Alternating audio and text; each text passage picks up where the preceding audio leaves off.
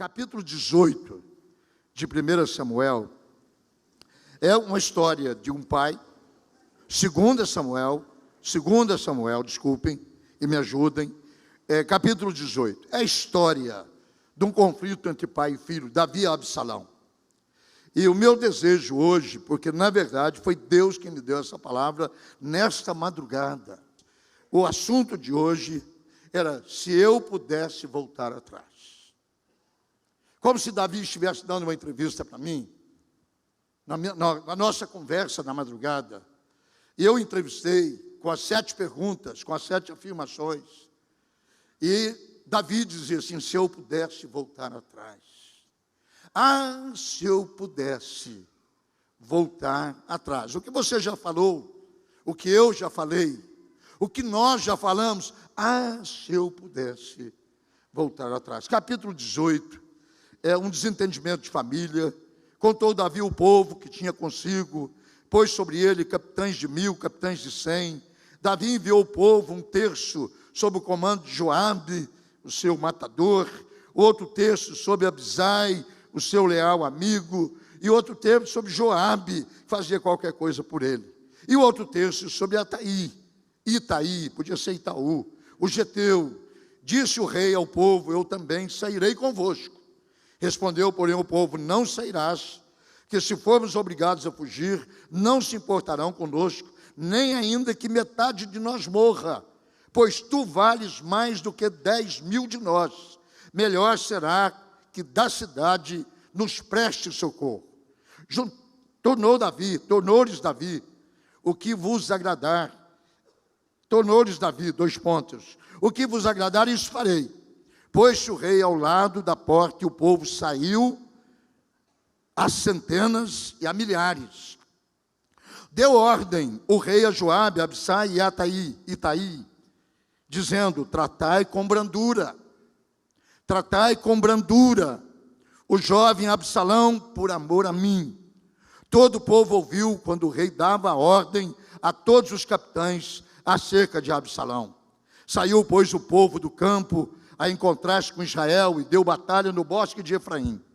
Ali foi o povo de Israel batido diante dos servos de Davi. E naquele mesmo dia houve ali grande derrota, com a perda de 20.000 homens. Porque aí se estendeu a batalha por toda aquela região, e o bosque naquele dia consumiu mais gente do que a espada. Indo Absalão montado no seu mulo, encontrou-se com os homens de Davi. Entretanto o mulo, debaixo de ramos espessos de um carvalho, Absalão, preso neles pela cabeça, ficou pendurado entre o céu e a terra. E o mulo que ele montava passou adiante. Vendo isto, um homem fez saber a Joabe e disse: vi Absalão pendurado num carvalho.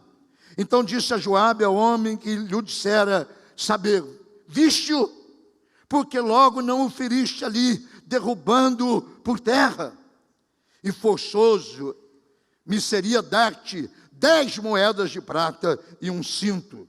Diz, porém, o homem a Joabe: ainda que me passasse nas mãos 1000 moedas de prata, não estenderias a mão contra o filho do rei, pois bem ouvimos que o rei deu ordem a ti, a Abisai e a Itaí, dizendo: guardai-me o jovem Absalão.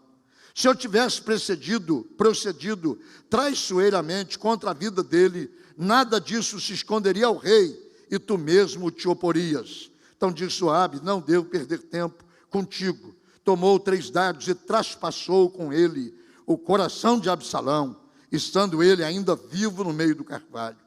Cercou-no 10 jovens que levaram as armas de Joabe e feriram a Absalão e o mataram. Então tocou Joabe a trombeta, e o povo voltou-se de perseguir a Israel, porque Joabe deteve o povo.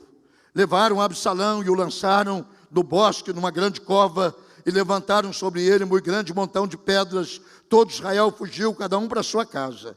Ora, Absalão quando ainda vivia, levantara para si uma coluna que estava no vale do rei, porque dizia: filho nenhum tenho para conservar a memória do meu nome, e deu ao seu próprio nome a coluna, pelo que até hoje se chama coluna de um monumento a Absalão. Então disse Aimás, filho de Zadok, deixe-me correr para dar a notícia do rei. A notícia vai, versículo de número 29.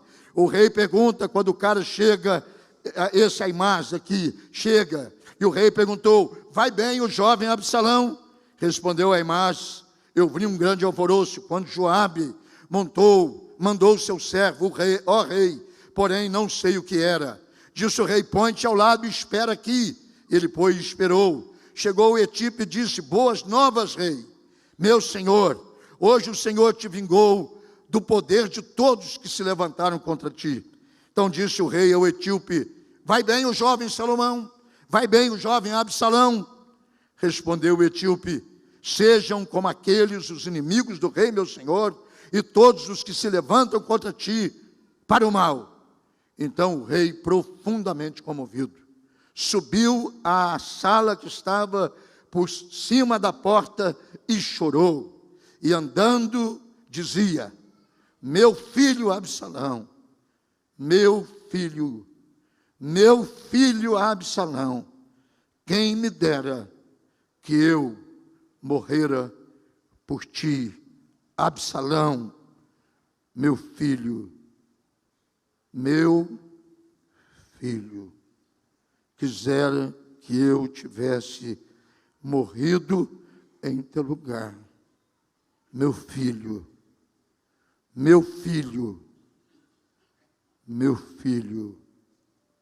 Absalão. Ó Deus, aqui está a tua palavra. Ela me incomodou essa noite inteira. Tu sabes como tudo veio. E tu sabes como tudo está na minha cabeça. Ajuda-me a passar para os meus irmãos, particularmente para os pais, os futuros pais, os líderes desta igreja, que são pais espirituais de tanta gente, para que, se pudéssemos voltar atrás, consertássemos as coisas que, por descuido, nós acabamos fazendo. Perdoa os nossos pecados, perdoa as nossas falhas, perdoe, Senhor, no nome de Jesus. Amém. Amém. Podem sentar-se, por favor. Vou me permitir ter um papel na mão, meus apontamentos, para eu poder andar.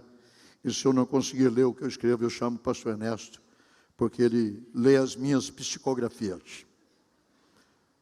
Como que essa mensagem surgiu? Num misturado de coisas, depois de um casamento ontem à noite, assim, muito familiar, muito gostoso. O noivo era um menino lindo, é um moço lindo, agora é um marido lindo. A menina, o nome justifica, chama-se Angélica, era angelical.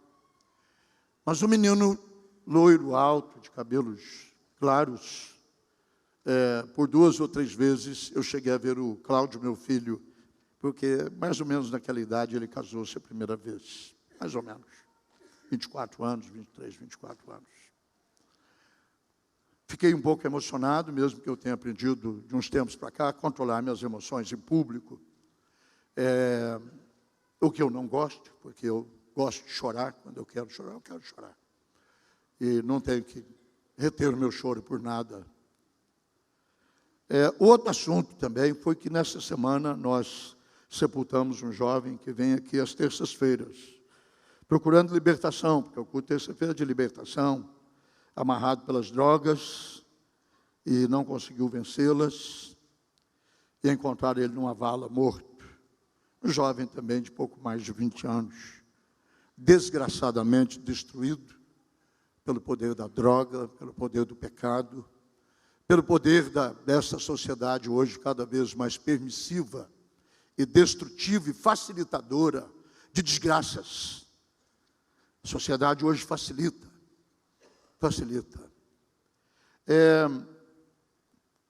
A outra coisa foi a emoção da partida da Carol, nossa neta número 1. Eu estava com isso na cabeça. Ontem, eu e Lúcia particularmente, saiu com ela para comprar aquelas coisinhas que só a mulher pode saber como é que é. E fez assim de forma carinhosa.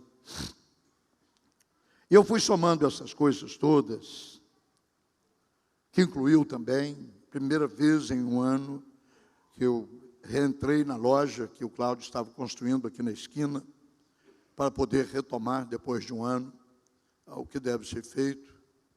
Talvez a soma toda dessas emoções provocou uma convulsão interior dentro de mim, a soma disso.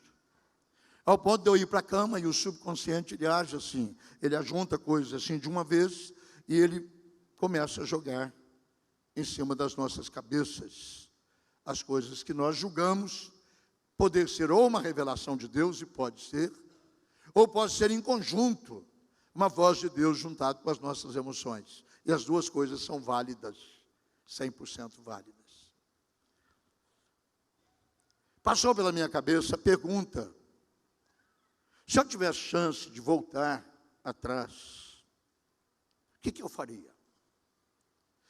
Se eu pudesse, eu tenho 68 anos de idade, nós temos 44 anos de casado, eu sempre completo, viu, irmãos? Para mim, se você está no ano que está terminando, pode chegar na data que você celebra, você já viveu. Então, daqui um mês e meio, eu completo 68 anos. Então, eu já tenho 68. Está acabando os meus 68 anos. Dia 8, eu já tenho 69. E vou viver o ano 69. É assim que eu conto. Mulher não conta assim. Mas eu conto assim. Entendeu? Porque eu já estou gastando o que eu tenho. Concorda comigo ou não? Eu já estou nele. Quando eu chegar lá, já acabou. Eu já entro nos 70, quando acabar os 70. Mulher não conta assim. Mulher é a famosa autora da frase: me engana que eu gosto. E ela mesmo se engana. Homem se é. Ele disse: não, eu estou ficando velho mesmo. Talvez a mistura de estudo levou-me, Deus levou-me, porque são coisas de Deus, você não entende essas coisas. Porque eu vou para a minha pequena escrivaninha ali, entre o nosso quarto e os outros quartos, a Lúcia me presenteou com um pequeno espaço, muito pequeno, mas me deu um pequeno espaço. E eu abri minha Bíblia, e abriu exatamente nesse capítulo, 2 Samuel capítulo 18. Bum! Absalão, bum! O mais conflitoso relacionamento de um pai com filho da história. E eu decidi entrevistar Davi. Fiz 7 perguntas para Davi. Davi, seu filho está sepultado. Você está chegando já perto da morte. Se você tivesse chance de voltar atrás, Davi, diga-me algumas coisas que você faria para ter evitado a tragédia que acabou de abater na sua família, e você ter seu filho assassinado pelos seus melhores amigos, o trio da segurança de Davi, os seus jagunços, mas também os seus amigos. O que você faria, Davi, para evitar o que aconteceu? O que você faria, Davi? Eu estou entrevistando Davi na madrugada. Aí eu deitava, meia hora, acordava, acendia a luz, olhava o relógio. Cada meia hora eu acordei de 4 às 8, 7h30. E claro que a minha mulher achava maravilhoso. Aquela única vez que você levanta à noite, depois de 50, porque depois de 50 tem que levantar pelo menos uma vez para a noite, para ir em algum lugar da casa. Pode ser a geladeira também, viu, irmão? Não pense que é só aquele lugar, não. Mas normalmente aquele lugar já incomoda a esposa. Né? Precisa de arrumar uma luzinha, assim, igual de avião, as luzinhas que ponteiam o caminho. Eu comecei a entrevistar Davi. Eu quero falar para vocês da entrevista que eu tive com Davi essa madrugada. Eu perguntei para Davi: Davi, se você pudesse voltar atrás, o que você faria? Ele me disse: eu daria mais tempo para cada um dos meus filhos individualmente. Davi tinha muitos filhos, contados e espúrios. Mas os contados, pelo menos, com quem ele tinha contato, ele não tinha relação com nenhum filho, Davi. Davi é o famoso pai solitário e tão ocupado, e com a agenda tão cheia, que ele nunca tem tempo para o filho. Então ele tenta tratar o filho na chamada lei da compensação, dá presentes.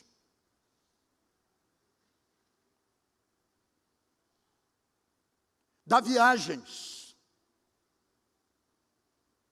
paga escolas caras, porque ele não tem tempo. Na verdade, eu sou o rei, eu tenho que entender o general, eu tenho que fazer reuniões com as outras nações. Quem cuida de menino em casa é a mulher, e eu tenho 8. Por que eu vou gastar tempo com essa turma, se tem 8 mulheres em casa? Não gostei da resposta de Davi. Eu não gostei da resposta de Davi, porque Deus não deu em lugar nenhum na Bíblia autoridade para as mulheres criar os filhos. A Bíblia autoriza o pai ser o sacerdote e o líder da família e o cabeça da mulher. Não a cabeça, mas o cabeça da mulher.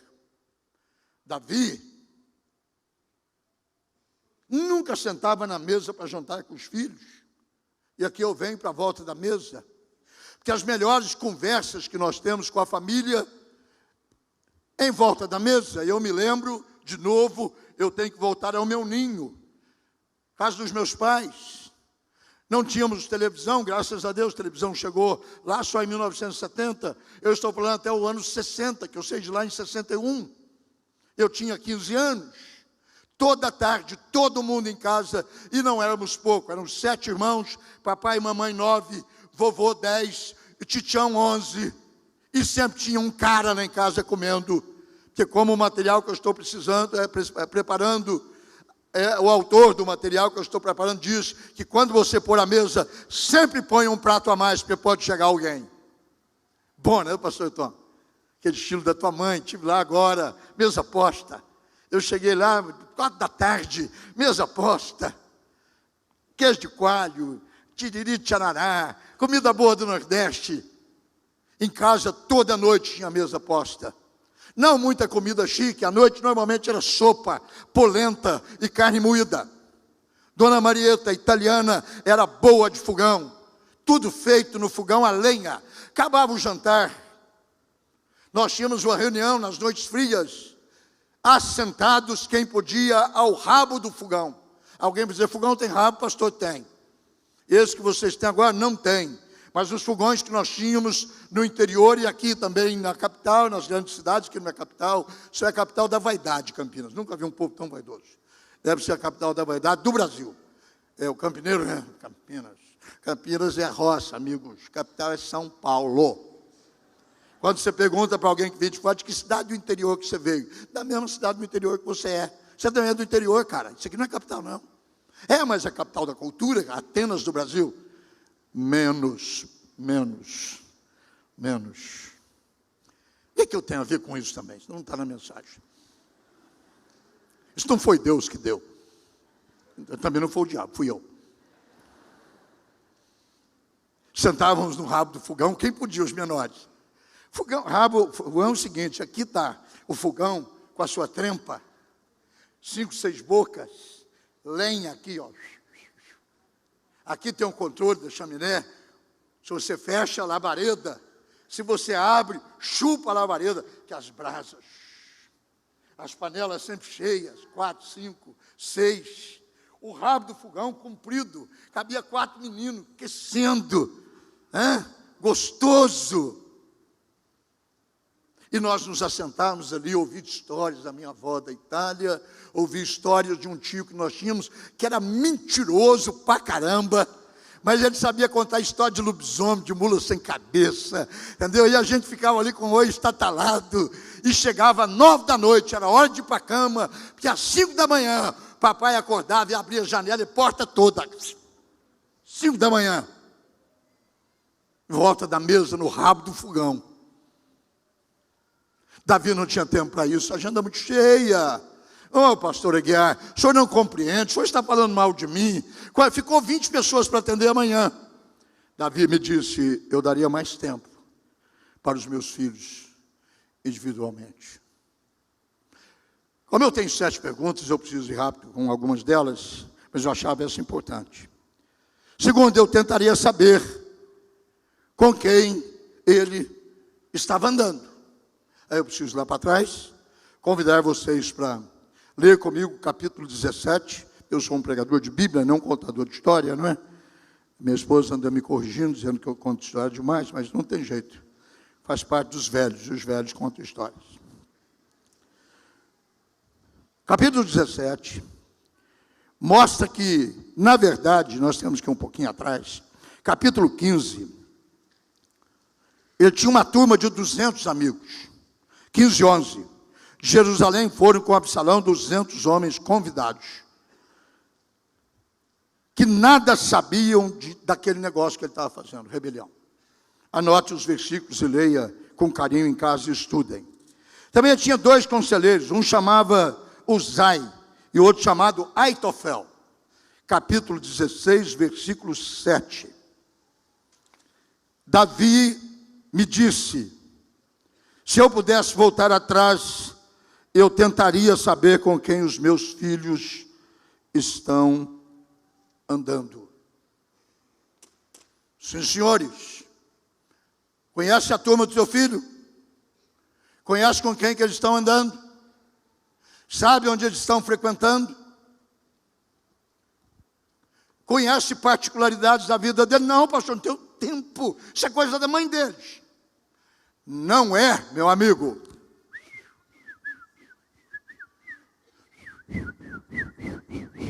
É sua. É sua.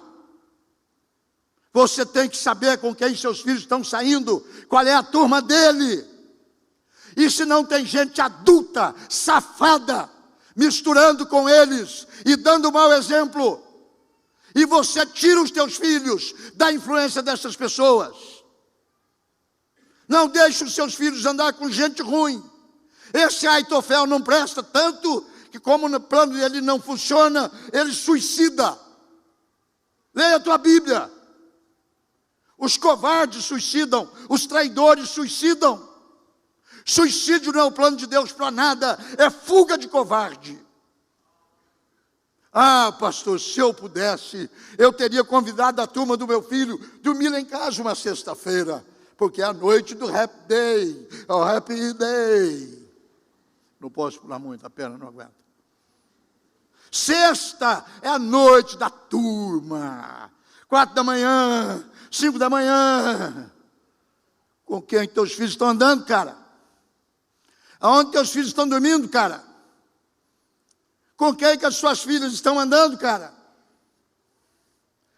Os pais bonitões aqui, muitos de nós já somos avós, não tem jeito de voltar atrás, mas você tem. Davi me disse: eu tentaria conhecer com quem que os meus filhos estão andando. Essa turma do Aitofel não presta, hein? E aqueles 200 que andavam com eles, nem sabia do negócio que ele estava planejando. É os Maria vai com as outras. Está assim, ó. Se fulano bebe, eu bebo também. Se fulano fuma, eu fumo também. Se o fulano transa, eu transo também. Se o fulano vai, eu vou também. E você, a Maria, vai com as outras.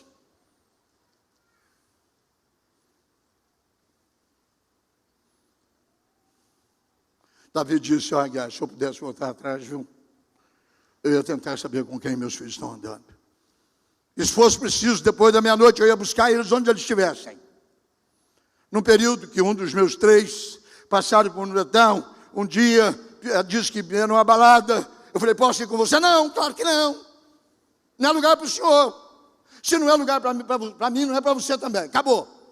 E eu vou.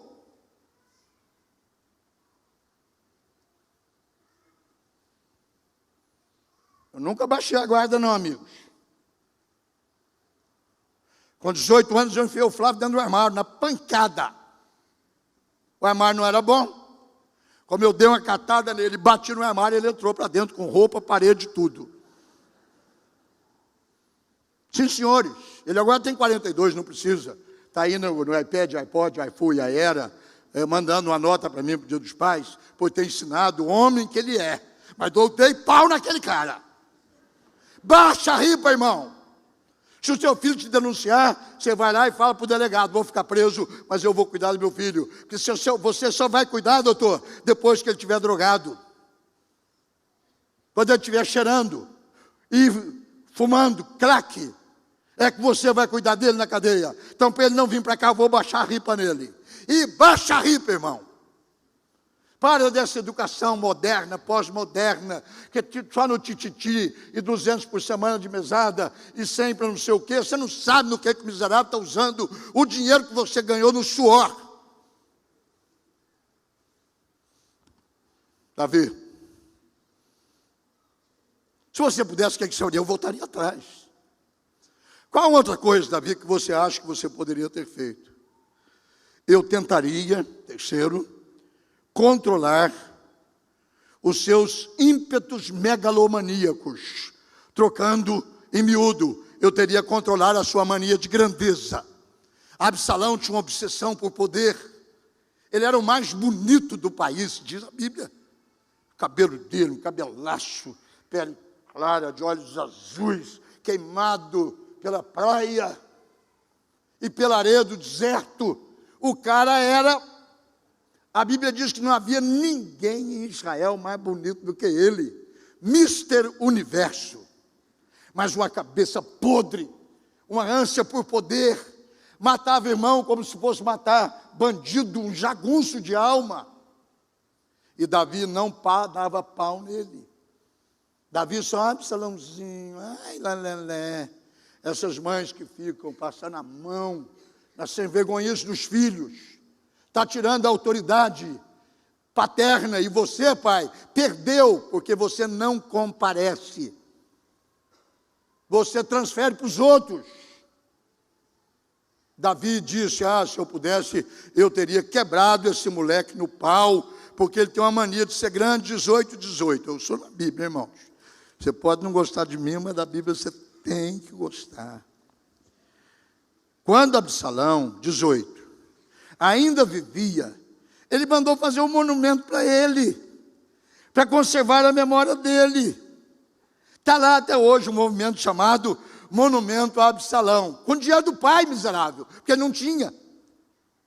O cara fazia já monumentos para ele, quando ele não era nada, pastor.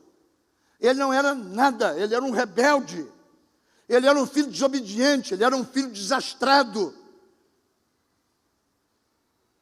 Puxa a rédea, irmão. Se você está vendo o nariz irritado demais, quebra.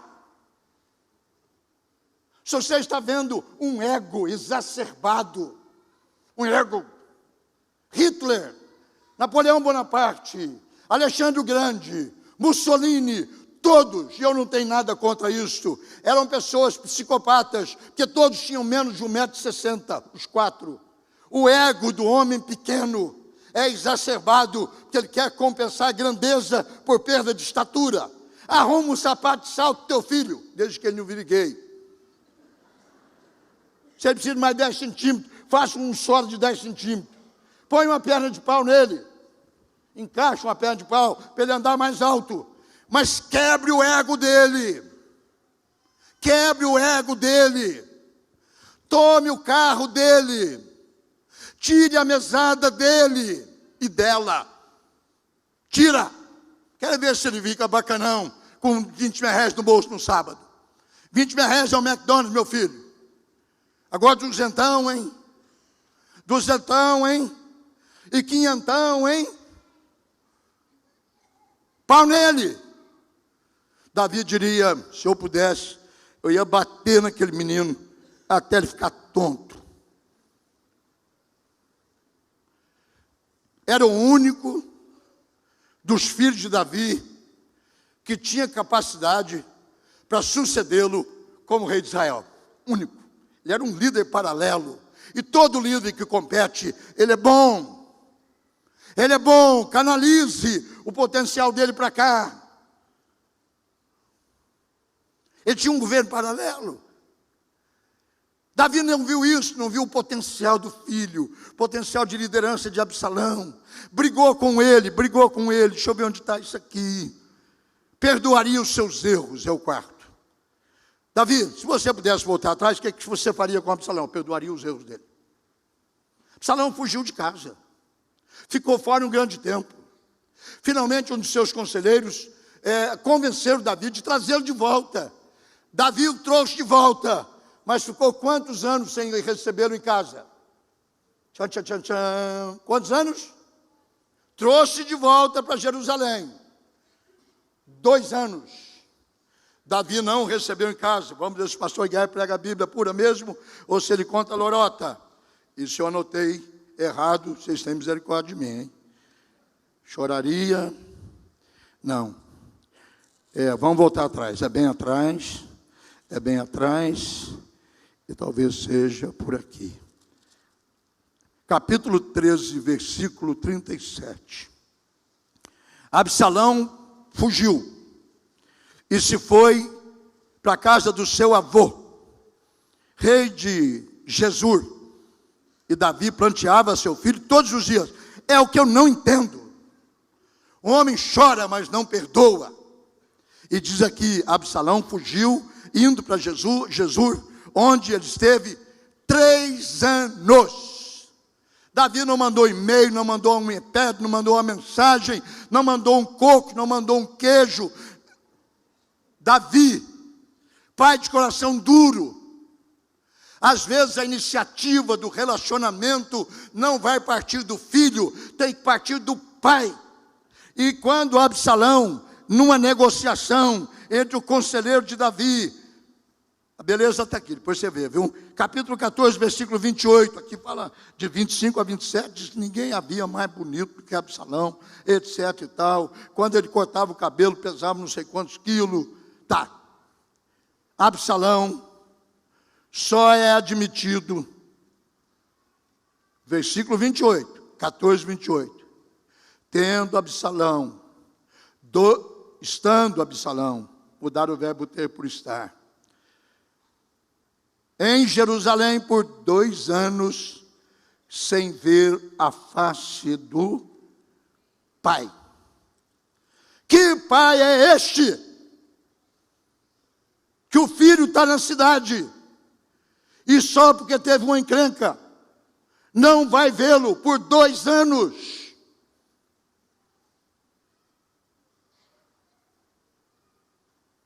Que pai é este? Ídolo para o povo, um demônio dentro de casa, está assim de pai assim, está assim de pastor assim, na frente do público é o show, vai com a porta fechada, o bicho pega. Meus filhos estão aqui, nesta igreja comigo sempre. Sabem que o homem que eu sou aqui, eu sou em casa. Meu genro sabe disso, convive em casa já há 6 anos. Ele sabe disso, que não tem 2 caras. Que pai é este?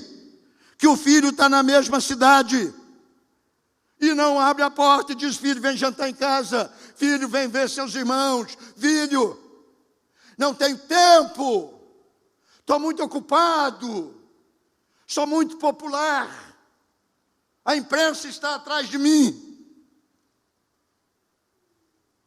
Absalão, Absalão, Absalão. Quinto, eu daria o amor no tempo certo.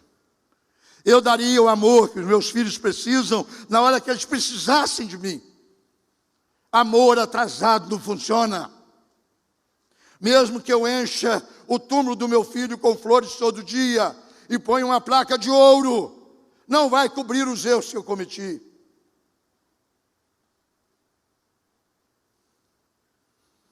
Versículo 29, 18, 29.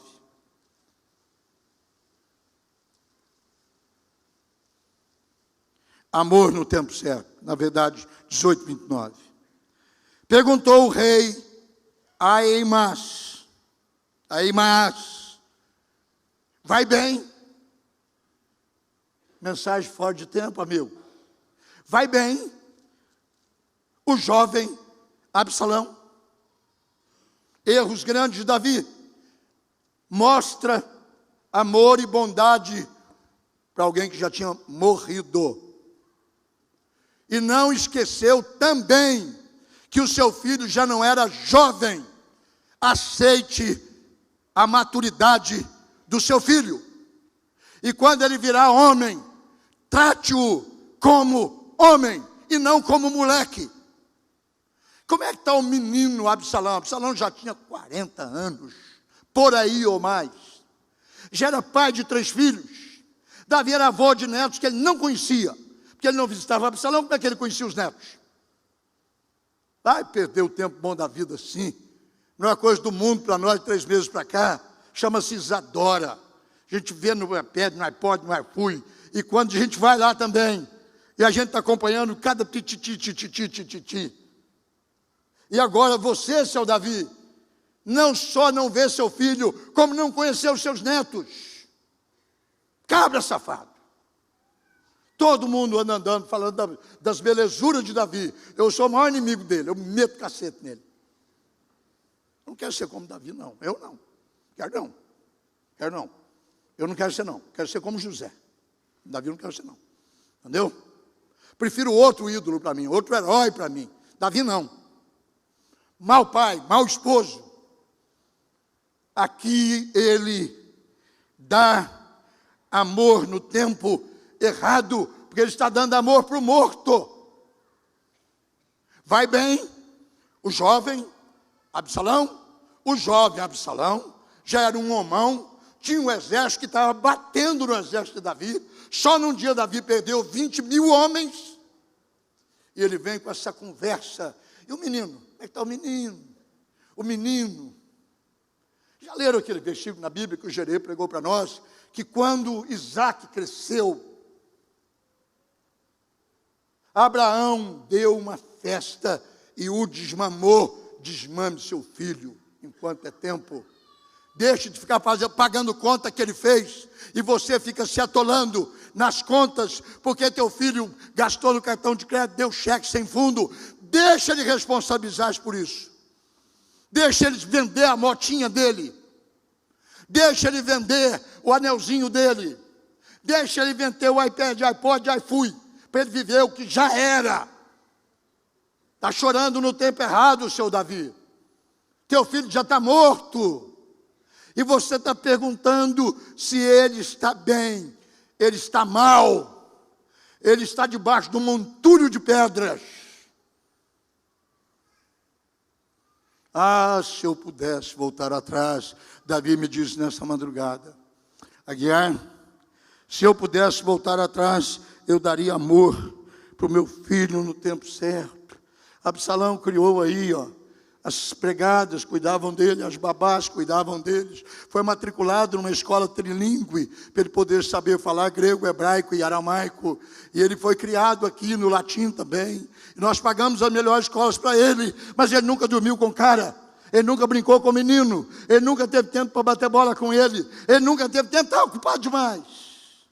Os homens ocupados demais estão perdendo suas famílias. Quanto mais rico, mais divórcio. Quanto mais dinheiro, mais família desgraçada.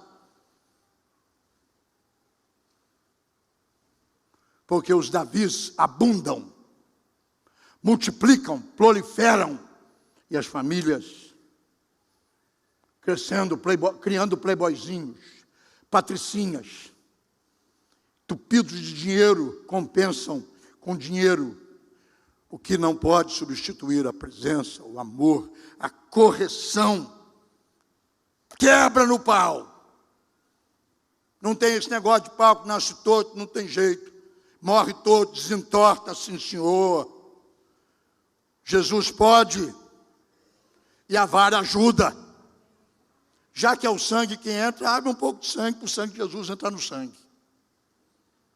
Quem sabe a coisa funciona. 6º lugar, porque eu estou na hora. Choraria junto, ele me disse. Se você pudesse voltar atrás, Davi, o que você faria? Ele disse, eu choraria junto com ele nos seus momentos de crise, para não chorar depois. Às vezes nós não choramos com os nossos filhos. Às vezes nós não carregamos os fardos dos nossos filhos quando eles falharam, e todos falharam.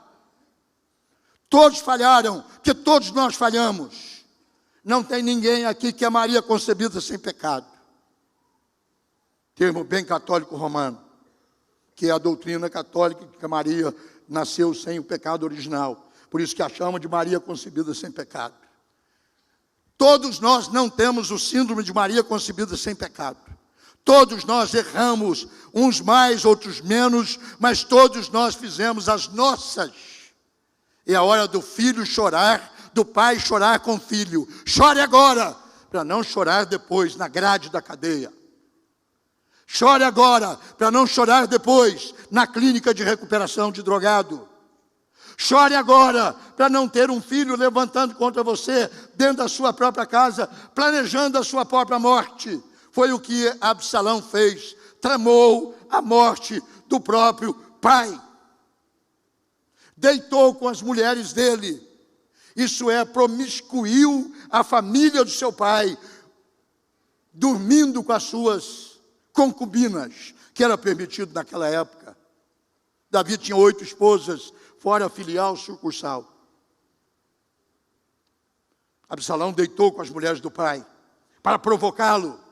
Porque uma pessoa mal amada, ela torna-se uma pessoa amarga e vingativa. E ela vai bater onde mais dói em você. Onde mais dói, ela bate. Absalão era um moço amargurado, era um moço frustrado, era um moço decepcionado com esse pai herói, que de herói não tinha nada. Era só manchete na Rede Globo. Mas em casa não sabia onde o filho esteve, em que escola que ele esteve, qual é a nota que ele teve, e com quem andou comendo, qual era a turma dele, aonde ele ia e chegava de madrugada, e passou 3 anos fora de casa, e não foi visitá-lo nenhuma vez, e ele voltou para a cidade, e ele levou 2 anos para recebê-lo. Que cara é este? Eu disse para Davi ontem à noite, vai ser ruim isso no inferno, hein, cara? Chore junto, para não chorar depois. Chore agora, para não chorar amanhã. Chore. Não é pecado chorar? Chore. Mas não vai chorar depois. Você na hora certa compareceu. Não é mais difícil se você estava lá. Você cobriu as contas dos seus filhos? Sim. Não foram irresponsáveis. Você ajudou tua filha no momento certo? Você estava lá. Você não é onipresente, mas você é presente. Você ajudou teu neto, porque ele precisava estudar, ele não tinha grana, investa nele. Ele quer voar, põe asas na... Aquele negócio da galinha que a gente gosta de comer, eu gosto, aquele asinha com um pedacinho de negócio, como é que chama aquilo? É aquilo mesmo. Mas sem pena não presta, amigo. Todos têm aquilo lá, você tem que pôr pena naquilo, para a pessoa poder... Eu escrevi no cartãozinho para Carol, esse é o seu primeiro voo, Carol. Voe mais alto, vai, vai, vai, vai. Chore agora, para não chorar. Filho mimado, filha mimada, vai te criar encrenca. Davi compensava com coisas o que ele não dava com a alma. A alma de Davi estava na nação. A alma de Davi estava na guerra. A alma de Davi estava na política, mas a alma de Davi não estava na família. Nunca esteve. Em momento nenhum esteve. Estava na grana, na guerra, na política e nos acertos para tornar-se o maior rei da história e o pior pai da Bíblia. Último lugar. Davi, se você pudesse voltar atrás, como é que você comportaria diante dos seus filhos? Lembrar que ele tinha filho com 8 esposas, hein? É uma família complicada. Um irmão matava o outro. Era comum na família de Davi. Chamado fratricídio. Davi me disse, eu mostraria a minha cara para os meus filhos do jeito que eu sou. Eu não viveria com a cara encoberta. Eu tiraria a minha máscara. Onde está isso na Bíblia? Sigam-me. 19, versículo 34. Vou ler desde o começo, que eu termino aqui. Disseram a Joabe, eis que o rei anda chorando. Capítulo 19, versículo 1. E lastima-se por Absalão. Então a vitória se tornou naquele mesmo dia em luto para todo o povo, porque naquele dia o povo ouvira dizer: o rei está de luto por causa do seu filho. Naquele dia, naquele mesmo dia, entrou o povo às furtadelas na cidade, ou seja, entrou escondido. O povo estava no campo de batalha. Como faz quando foge envergonhado por uma batalha, que eles tinham ganho, não tinham perdido. Normalmente entravam pelo portão principal, trazendo os despojos, e as mulheres e os filhos saíam, e todo mundo dançava. Agora a cidade estava triste, porque o rei estava triste, e o rei estava envergonhado, e o rei estava derrotado. E o versículo 4 diz assim: tendo o rei coberto o rosto, exclamava em alta voz: meu filho Absalão, Absalão, meu filho,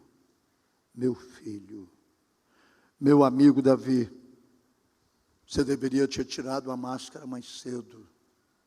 Agora ele está com o rosto coberto. Olha o que a Bíblia diz: tendo o rei coberto o rosto, para ninguém ver a sua vergonha. Estava chorando pelos corredores, dizendo: Absalão, meu filho, Absalão, Absalão, meu filho. Por que você não? Sem ser noveleiro, eu vou citar o tema de uma novela: mostre a sua cara. Lembra? É a música do Ney Matogrosso, ou não? Quem é? De quem era? Mutantes, gritantes, envergonhantes. Quem? Cazuza. Mostre a tua cara. Pior ainda. Rádio, mostre a tua cara. Chegue de ser um homem de duas caras. Chegue de ser um pai de duas caras. Mostre a tua cara. Davi escondia a cara quando ele perdia. Sim, porque o herói não pode aparecer em público verdadeiro. Ele tem que ser mentiroso, descarado e falso. É o que a liderança nova hoje é. Está aí a Veja hoje mostrando a podridão do juiz do Supremo Tribunal, o Lewandowski. O Lewandowski é um safado, mas com aquela cara dele de lorde inglês, com o nome de gente importante, manipulou os votos do mensalão a favor do PT, para que eles não fossem condenados, mas tinha 6 homens honestos lá dentro, no meio de um Altoff que esconde a cara, e de um Lewandowski que esconde a cara. Tem gente nesse mundo que ainda mostra a sua cara. Mostra a sua cara, para os seus filhos, para a tua família, para a tua mulher, para os teus amigos. Deixa de ser esse camaleão enrustido. Esse camaleão enrustido. E mostre a tua cara. Não adianta depois da tragédia esconder a cara. Diz o texto que Davi escondeu o seu rosto e chorava com a cara encoberta: meu filho Absalão, Absalão, meu filho, Absalão. Mostre a tua cara antes. Vai procurar o teu filho, diga para ele: eu errei, me perdoa. Vai procurar a tua filha e diga para ela: volte para casa. Eu reuni com uma família hoje semana passada, sei lá, eu reúno com tanta gente. Era uma reunião familiar. Primeira coisa que um dos membros da família disse assim: quero dizer para o senhor que a menina não está grávida. Eu disse assim: se tivesse. Se ela tivesse, agora é a hora dela precisar do pai. Se ela tivesse, é a hora de arrumar as coisas. Sim, só quero dizer para o senhor que ela não está grávida. E daí? Quer dizer que sua filha fica grávida, você manda ela para o Itatinga? Quer dizer que sua filha fica grávida, você manda fazer aborto? Que cara é essa, cara? Tira essa pano da cara. Davi, tira, destampa a tua cara, Davi. Diga para a nação: eu fracassei. Diga para a nação: ele era um ídolo. O problema dos ídolos e dos mitos é que eles gostam de ouvir isso aqui, ó. Gostam de ouvir elogio. Não sei se os senhores notaram, no capítulo 18, versículo 3, ele falou: eu vou sair também para guerrear com vocês.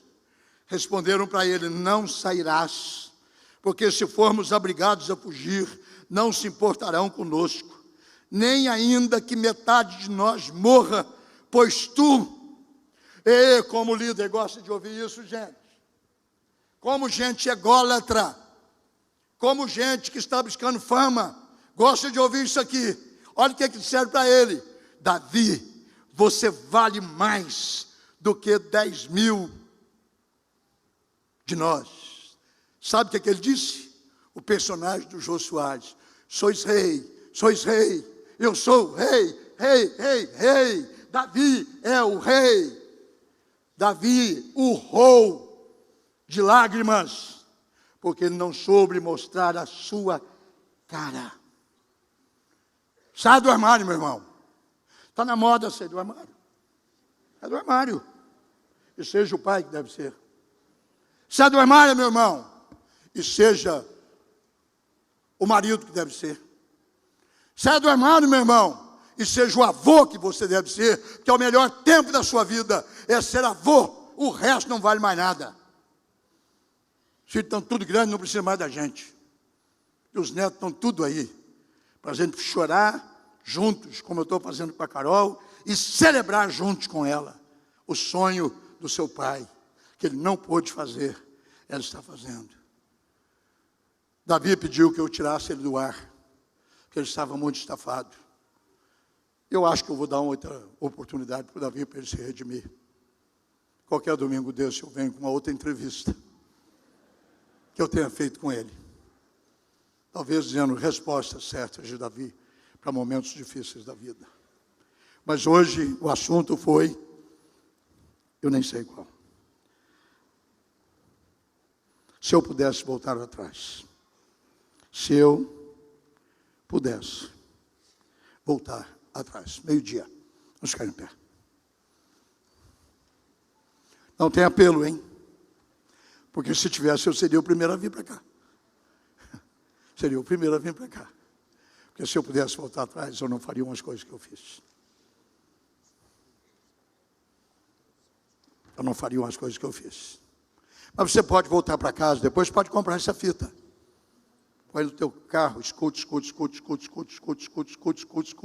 Vista a carapuça, sem dó. Sem dó, hein, chefe? Sem dó. Senhora também, dona Maria. A senhora também é uma davídica aqui também. Que a senhora é a mãe do pecado, é a mãe do problema. Entendeu? O pai puxa e você solta. O pai morde e você assopra. O pai corrige e você diz: seu pai é assim mesmo, é um temperamental. Ele é um descontrolado. Abra teu olho, hein? Cascavel morde por trás. Não crie feras em casa. E nem solte as tuas feras. Mas mostre a tua cara. Sem cortina. Sem hipocrisia. O show, dizem os teatrólogos, não pode parar. O show pode parar. Deixe de dar show. Deixe de fazer espetáculo que você não é. E que você não é. Porque você não é. Porque 3 pessoas sabem quem você é. Deus, o diabo e você. Os 3 têm a chave da tua caixa preta. E você sabe quem você é. Por mais que você se apresente de outro jeito, um dia a tua caixa preta vai ser aberta, cara. E o dia que ela for, eu queria entrevistar você. O que você mudaria na sua vida? Se você tivesse a oportunidade de voltar atrás, eu falei com relação a um filho, mas daria uma novela dos problemas de Davi com todos os seus filhos. E com toda a sua família. E com todas as suas mulheres, para quem teve 8, miserável. Uma só. Derruba o cabelo de qualquer homem. E o cara arruma logo 8. Fora um monte de gente que batia na porta dele toda noite. Você tem resposta para as suas perguntas? Eu não tenho. Mas eu tenho para as minhas. Eu quero melhorar. Tá bem? Vamos orar? Senhor, te agradecemos. No nome do Senhor Jesus. Pela tua palavra que foi pregada aqui hoje, foi ministrada aqui hoje e colocada diante de nós. Pedimos que o Senhor nos abençoe e nos ajude. E ponha sobre nós a tua graça e levante sobre nós a luz do seu rosto. E nos ajude a corrigir aquelas áreas que por omissão e às vezes até por autopermissão nós temos falhado ou falhamos no passado, mas ainda é tempo de retroceder e pôr a casa em ordem, para que nós não possamos chorar no tempo atrasado, chorar tarde demais, pegar o nosso Absalão, ou a nossa Absalina, sei lá quem é, Senhor, e tratarmos as coisas como devem ser tratadas, e fazer as coisas acontecer como devem ser feitas. Perdoa os nossos pecados, levanta sobre nós a luz do seu rosto. Nós oramos e abençoamos o teu povo com a tua bênção, dizendo que o Senhor Deus te abençoe e te guarde, que o Senhor faça resplandecer o seu rosto sobre ti, que o Senhor tenha misericórdia de ti e te dê a paz. Amém.